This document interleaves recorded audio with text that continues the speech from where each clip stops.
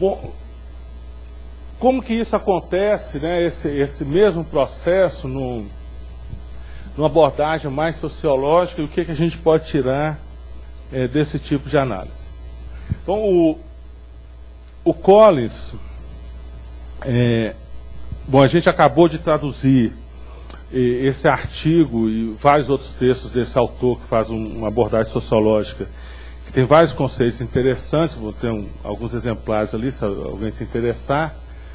E tem vários outros textos que a gente está tentando divulgar, que alguns diretamente relacionados a acidentes e outros da relação entre especialista e conhecimento dito popular, ou conhecimento prático, que são vitais para a gente conseguir avançar nessa compreensão do acidente. É claro que a intenção não é analisar acidente diretamente, é um projeto que tem a pretensão de fazer esse resgate desse outro tipo de conhecimento diferente, e inclusive colocar em questão um pouco a natureza do conhecimento científico como sendo capaz de lidar com essas questões.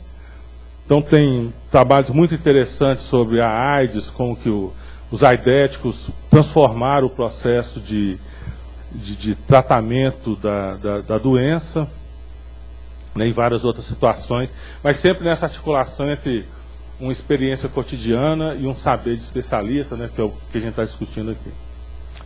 E ele desenvolve essa noção de normalização do risco, que nos ajuda a entender por que o retorno de experiência e análise de incidentes é tão difícil, o que a realidade tem mostrado, ela não funciona.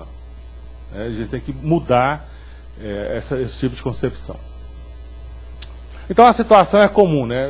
A ideia de normalização do risco foi desenvolvida pela Vaughan, que resgatou essa análise da Challenge, do acidente da Challenge, mostra que todo sistema ele gera aviso. Se esses avisos são bem identificados e bem interpretados, a gente pode evitar o risco. Mas normalmente há uma perda desses sinais, né, ao longo do tempo. Eles não são valorizados. É a noção da importância do evento. O sinal está lá, mas da importância que é a questão. E nisso aí, até os representantes dos trabalhadores também se equivocam. Quando a plataforma da Petrobras afundou, os sindicatos divulgaram uma lei, isso aqui, esse problema de manutenção, a gente já sabia, isso já estava registrado. Mas não é porque eu registro que eu dou valor, que eu dou importância.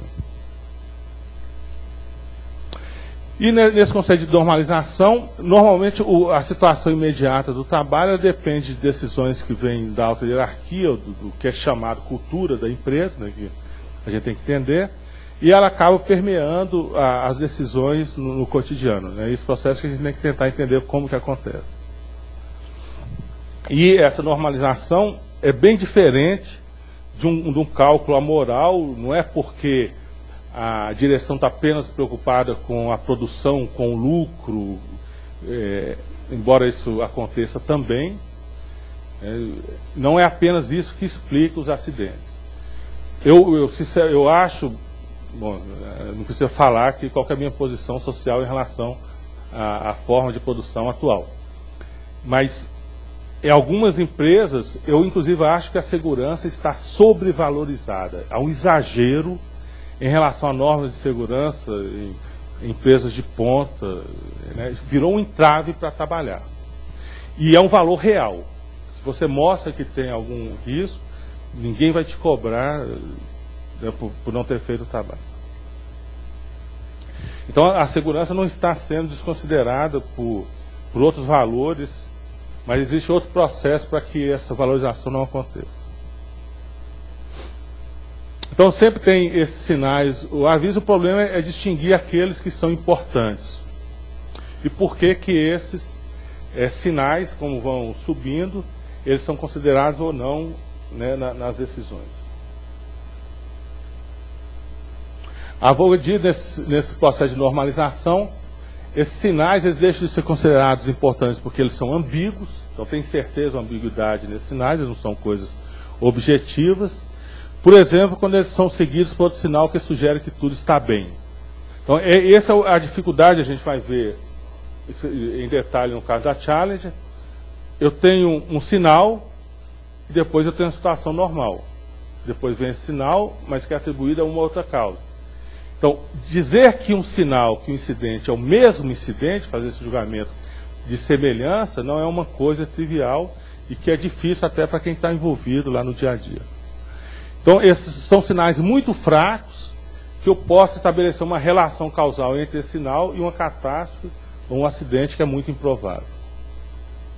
Por isso que não adianta muito esse discurso, né, que hoje está retornando de mudar a cultura, o valor da segurança baseado em custo financeiro. O que adianta chegar para um gerente de uma petroquímica, de uma aeronáutica, e dizer, ó, se acontecer um acidente, sua empresa pode entrar em falência, sua carreira está terminada. Um acidente acontece em 20, 30 anos, essas proporções. Então, entre as decisões cotidianas que as pessoas têm que tomar diariamente e a probabilidade de evento de 20 anos, qual que vai ser a decisão dele?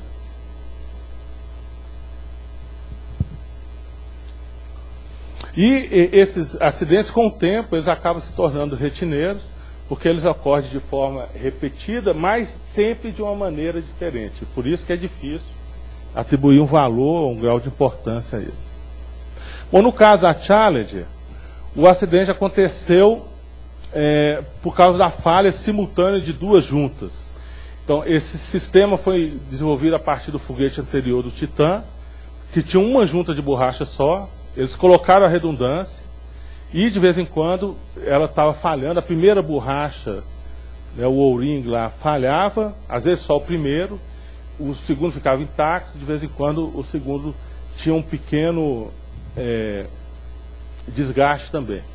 O problema, o acidente aconteceu quando os dois falharam, o combustível saiu pela junta e incendiou o foguete e gerou explosão. E esse movimento, é claro, ele é sempre esperado, né? Com a vibração do foguete, essas juntas vão modificando, elas ficam descentradas, a pressão é muito grande da ignição e pode fazer com que os gases da combustão passem, né, pela junta.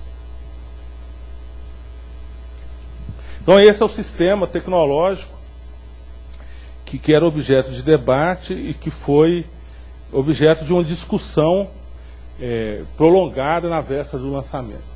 A versão oficial do acidente é que ele ocorreu devido a um cálculo amoral dos gerentes da NASA, em detrimento da segurança. E essa descrição oficial, né, o físico, o Feynman, na época, ele demonstrou que isso era uma coisa banal, né, numa demonstração meio de marketing. Ele mostrou que um plástico congelado, né, exposto ao frio, ele se tornava frágil. Então ele quebrou isso no programa de televisão, mostrando essa fragilidade. Ou seja, a conclusão dele é de que o acidente aconteceu porque engenheiros são idiotas, né? O engenheiro não viu uma coisa que é banal, que frio e plástico não se combinam. O engenheiro responsável, o Boisjoli, depois a carreira dele foi por água abaixo também. Depois ele entrou com pedido de indenização, dizendo que a decisão que ele tomou, né, porque ele tinha a palavra final, lança ou não lança, a decisão que ele tomou foi pressão da NASA. Ele era um engenheiro da empresa terceirizada e que ele não poderia ser responsabilizado pelo acidente. Mas isso é uma visão retrospectiva, né, como a gente vai ver, ou é uma análise retrospectiva. O que aconteceu de fato? As decisões, elas obedeceram às regras de segurança, então não teve transgressão do que se era praticado.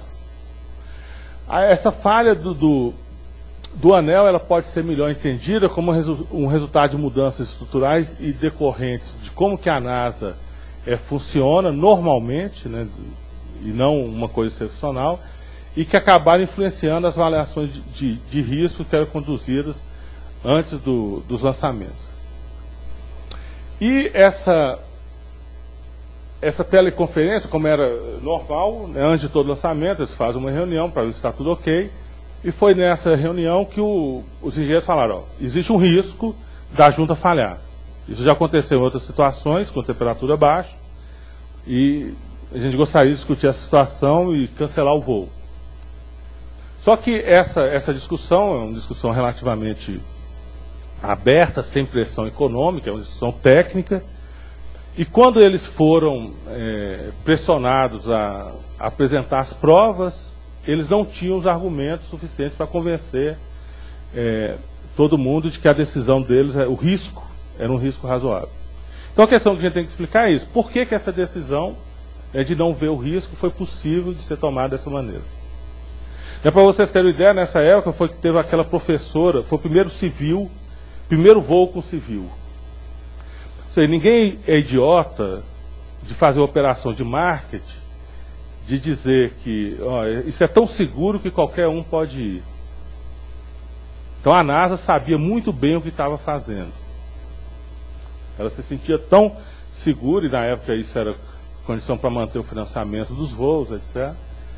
E é claro que depois disso foi tudo por água abaixo, mas não por exagero ou por excesso de confiança, porque realmente eles tinham confiança de que não havia risco nenhum.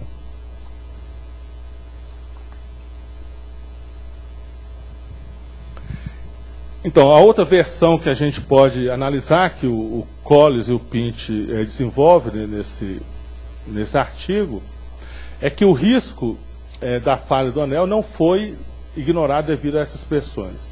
É que houve um consenso, que foi manifesto nessa teleconferência, e que não havia razão evidente nenhuma para não fazer o lançamento, que isso apenas acontece devido a uma ilusão retrospectiva, e que essa decisão, dados os dados disponíveis na época, essa foi a decisão que parecia razoável. Então, por que isso aconteceu, que é a questão? Esse quadro aqui resume os dados que os engenheiros tinham. Então, o novo foguete, ele estava sendo lançado... era uma coisa... Bom, a junta tinha uma história antiga, de mais de 15 anos. Já era do projeto anterior. O novo foguete, eles tinham, desde 1981, eles estavam avaliando. E quando a gente olha esse quadro aqui, primeira coisa, eles têm, quando está duplicado ali, é mais de um lançamento por ano, ou 2. Então eles têm 1, 2, 4, 6, 8, 10. Eles tinham cerca de 14 eventos. Ninguém faz a análise estatística de falha de confiabilidade com 14 eventos. Então, exigir de engenheiros que demonstrem uma possibilidade de risco de forma objetiva, aí quando eles, na discussão, eles falam, mas como que você está comprovando que a falha é possível? Fala, porque eu fiz uma inspeção visual. Não, mas você tem que quantificar essa inspeção. Então, o que eles tinham, além de alguns indicadores de falha e de testes que eles faziam em laboratório, eram esses indicadores informais que eles sempre submetiam a essa junta. E o mais interessante, além dessa limitação dos casos, são as avaliações que eram feitas. Então, a primeira coisa lá, eles achavam que não tinha anomalia, que era comprovado pelos testes de uso real. Então, sempre na engenharia, o que demonstra se o projeto está correto é a utilização em escala real. Então, eles faziam o lançamento, a coisa funcionava e eles ficavam tranquilos. Isso nunca havia acontecido no foguete anterior, que tinha uma junta só, e exatamente por isso que não tinha redundância, porque era considerado completamente seguro. E em 81 que eles perceberam uma pequena anomalia, mas que não chegava a afetar a junta, e eles achavam que isso tinha uma pequena proteção de amianto acima das juntas, que foi essa proteção que falhou e que gerou um pequeno dano na junta. Aí é que vem aquela ambiguidade. Em 84 foram feitos 2 lançamentos sem nenhuma erosão. Eles falaram, vamos ficar tranquilos, está funcionando. O problema era da junta de amianto. Em 82 o foguete não é resgatado, eles não têm feedback. 83 e 84, acontece novamente casos de desgaste, mas como sempre acontece numa tecnologia, as causas podem ser múltiplas. Então o sistema é tão perfeito que, sei lá, o problema é da montagem. Um fio de cabelo, qualquer coisinha, pode gerar um ponto de fragilidade e ocasionar o dano. Existiu uma interpretação também de que o processo é autolimitante, né? Tem alguns fenômenos na engenharia que o desgaste vai até um certo ponto, depois ele gera um processo de retorno e ele não avança mais. Eles achavam que esse seria um caso que explicava por que o dano não chegava a furar completamente a junta, né? O desgaste que acontecia.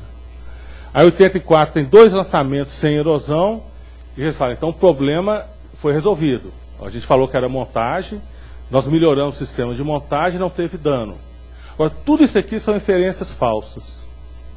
Mas é isso que é lidar com a tecnologia. A gente nunca tem certeza de a relação causal que a gente está estabelecendo é verdadeira ou não. Em 85 tem mais casos de vazamento, e aí que aparece uma relação provável com baixa temperatura. Que era uma ocorrência muito improvável lá na Flórida. Só que na discussão, quando eles mostravam a relação entre temperatura e dano, existiam situações, né, como no caso de poucos eventos, em que tinha baixa temperatura e nenhum dano. Então, você vai peneirando isso aqui, você salva 4 eventos de baixa temperatura, porque na Flórida isso não é comum, e que tinham dados discrepantes. Um aconteceram dano e outro não. Então, por que alguém vai associar a temperatura ao dano da junta? E 85 que tem um caso mais grave, que é a erosão total do anel 1, tem um pequeno dano no anel 2, e que eles acreditam que era o problema de uma falha localizada na montagem. Uma das tentativas, enquanto o teste do real não acontece, o que a engenharia faz? Faz teste em laboratório. Só que teste em laboratório nunca é o funcionamento real. Então, por exemplo, o foguete, ele é lançado na vertical e ele é testado na horizontal. Então, se eu estou testando a pressão sobre a junta, o fato de ele estar na horizontal muda completamente o funcionamento da junta. Nunca se consegue reproduzir o funcionamento dos gases na turbulência de um lançamento real, etc. O próprio teste pode ser causa do risco. Então, o que é o sistema de montagem? Fazer a montagem e gerar um teste de estanqueidade. Só que o teste de estanqueidade, que é feito numa potência 8 vezes maior do que a potência do foguete, ele pode fragilizar a própria montagem. Então, o que é de segurança pode gerar uma insegurança, etc. Então, essas são as condições reais de tomada de decisão. E se exigir dos engenheiros uma decisão em completa segurança, nada vai ser feito, né? A engenharia é exatamente lidar com essa incerteza. Mas também querer que se justifique uma decisão depois porque o acidente aconteceu e que haviam coisas que não eram sabidas, é jogar uma responsabilidade de forma inadequada em relação ao que é o processo real, né, de tomada de decisão.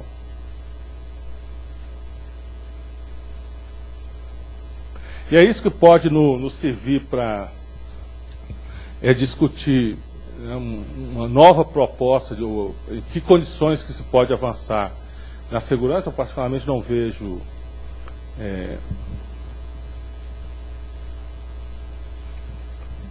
as lições que a gente pode tirar disso, eu não vejo alternativa a não ser colocar em questão essa maneira em que o conhecimento, a prova científica é exigida.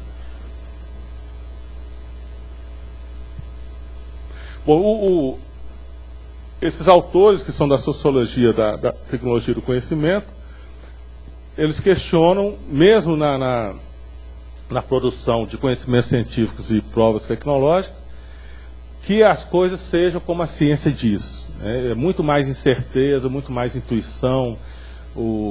As questões são decididas sem que se tenha conhecimento completo, sem que elas sejam realmente decididas do ponto de vista técnico. E essas razões é que a gente tem que tentar entender e abrir espaço, né, para as outras variáveis. Então, essas controvérsias, sempre dentro da engenharia, existem situações que são polêmicas E essas controvérsias têm que ser alimentadas. A decisão não pode ser fechada pedindo uma prova objetiva, mas quanto mais conflito existir, menos consenso, mais o sistema vai ser seguro. Hoje, nas empresas, isso vai contra uma prática, né, que é comum não sei por que quer dizer, é claro que a gente entende, né?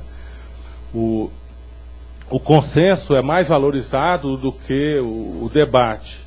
Então, as pessoas que começam a colocar em questão, que começam a ver problemas, a ver risco, né, no caso que a gente está discutindo aqui, começam a ser taxados de negativas, de pessimistas, de criador de problemas, de estraga-festa, etc.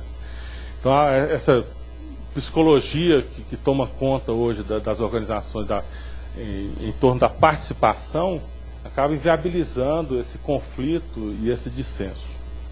Mas é isso que acaba produzindo a segurança. Ou seja, quanto mais chato for o trabalhador, mais ele vai estar contribuindo para o resultado final. E hoje eles estão perdendo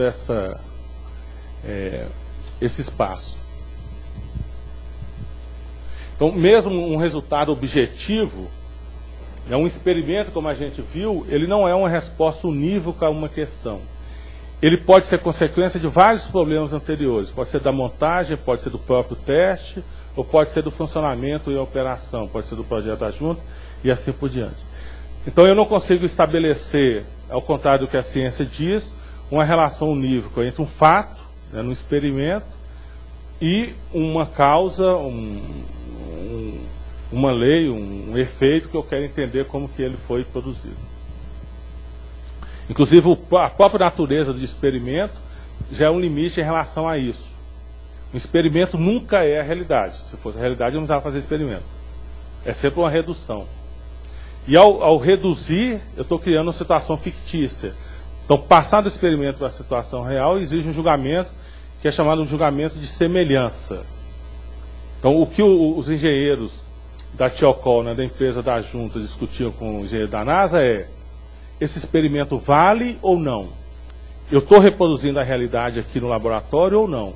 Uns diziam: o seu experimento é real, o resultado, mas só que a situação que você está avaliando não é a situação da realidade. Então, eu aceito o seu resultado, mas não aceito o seu modelo. E essa discussão estava acontecendo há 15 anos.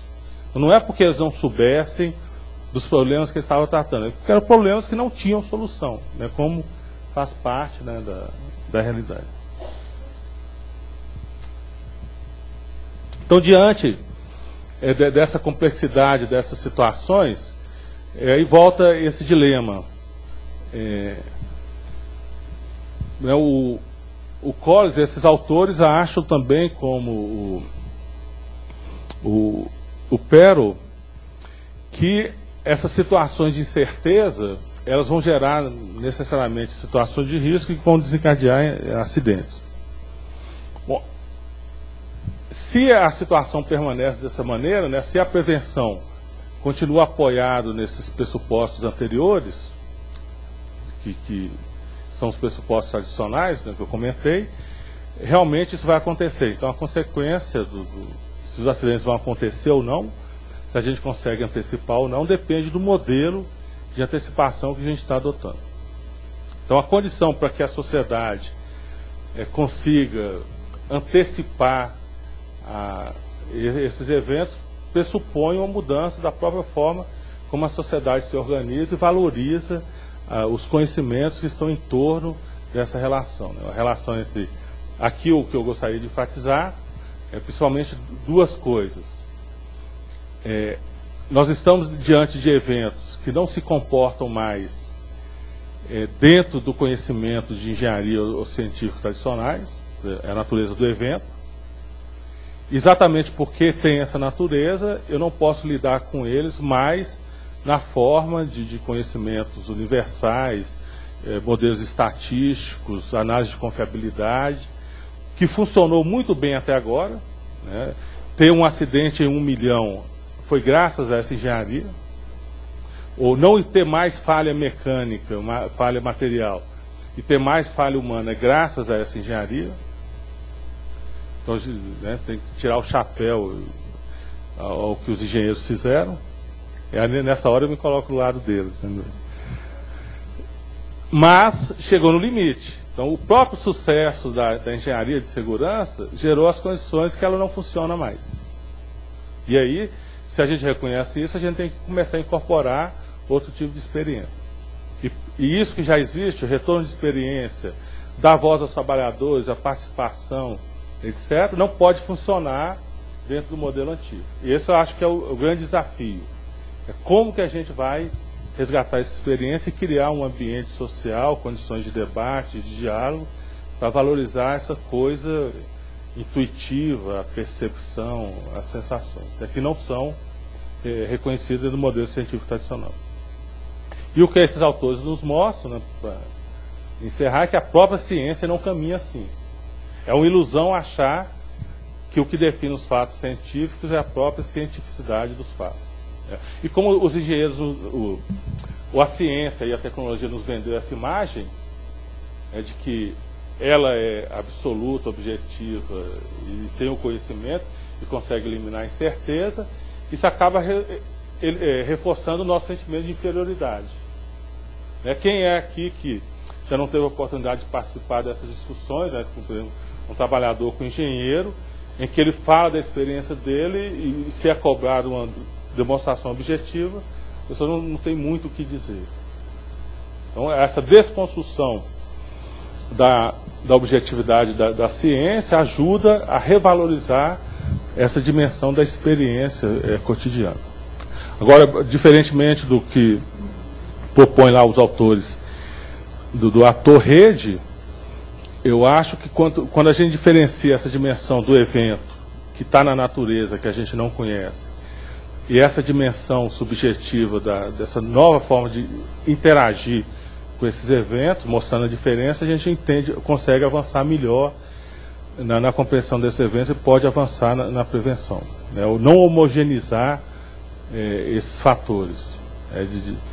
De tentar reconhecer que de vez em quando o avião cai porque teve uma falha técnica mesmo, que não é só a sociedade que mantém lá. Ou seja, a discussão, resgatar essa dimensão técnica da discussão é fundamental, como aconteceu aqui. E a dificuldade é que essas condições sociais não permitem que a gente recupere essa dimensão. Então, o risco que a gente corre é quando um trabalhador está discutindo com o supervisor ou com o engenheiro de que aqui o choco pode cair, é de banalizar essa percepção e dizer, não, isso é apenas a psicologia do sujeito. Não. Ele está discutindo uma questão técnica. E é nesse plano que tem que ser definido, inclusive avançar na tentativa de formalizar essa experiência, que é fundamental até para treinar um outro trabalhador. E essa percepção, essa percepção subjetiva, assim como aconteceram em outros acidentes, a gente pode analisar e pode entender. Não traindo, não dizendo que agora você vai objetivar tudo que você sente, mas mostrar que o que você sente é uma condição importante para definir o problema que está sendo tratado lá. Então, distinguir a dimensão técnica, a dimensão psicológica, subjetiva e esse entorno social, como que tudo isso combina, acho que é o ponto de partida ou de chegada de todas essas teorias da construção social do acidente. Agora, como trabalhar com elas é que distingue um pouco essas teorias. E o que eu acho um ponto que hoje é uma barreira enorme é isso. Todas as tentativas de resgatar a experiência dos trabalhadores, elas têm fracassado. E talvez a lição que a gente tire é que a forma e a situação para que isso aconteça ainda não foram criadas. Tá? Bom, eu tenho outros exemplos aqui, mas eu deixo aqui em stand-by e a gente pode discutir um pouquinho. Obrigado.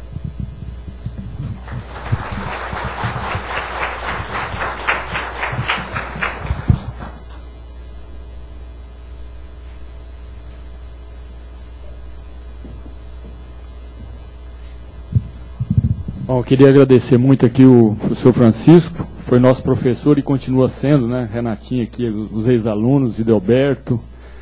Eu acho que faz jus aqui essa homenagem que a gente toda essa experiência, esse conhecimento, né? Hoje o professor Francisco é uma referência aí na ergonomia, nessa nova visão, não só para acidente, mas de entender o mundo do trabalho, né? A gente vai fazer um intervalo agora e essa sala vai ficar fechada. Então, se as pessoas quiserem deixar material, bolsa, tem um coffee break descendo a escadaria aqui da própria biblioteca, você já sai no hall aqui embaixo, né? A gente tem um coffee break que está sendo financiado aí pelo Fundo de Extensão lá da Unesp, né? Esse projeto do Fórum tem o apoio do Fundo de Extensão, de Cultura e Extensão, tanto daqui da USP como da Unesp. Então a gente está custeando com isso as passagens aéreas, as diárias, enfim, e esse lanche aí para vocês, tá bom? Então a gente retoma com o debate depois, aí vamos fazer em torno de 20 minutos, pode ser? Então, durante esse intervalo aqui vai ficar fechado, se alguém quiser já retirar alguma coisa, a gente vai trancar aqui para não ter acesso. Bom? Então, vou chamar o professor Francisco, que a gente vai fazer o debate. A ideia seria a gente fazer rodadas aí de 3, 4 questões, e aí em bloco, pode ser? Nós vamos precisar de um apoio aqui do pessoal, não sei se a Sandra, o Pete, o pessoal aí, porque para que a pergunta fique também fazendo parte aí da filmagem, o pessoal precisa fazer pergunta no microfone. Então alguém que puder nos ajudar, ou aqui vir na frente, porque eu acho que nós estamos sem o aparelho sem fio aqui.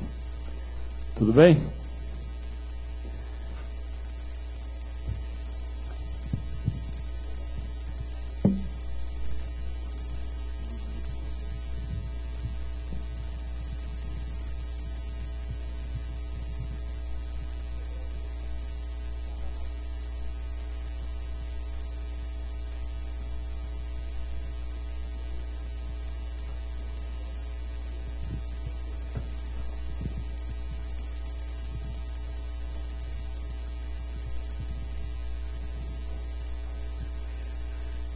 Bom dia a todos, é prazer estar aqui escutando o professor Francisco.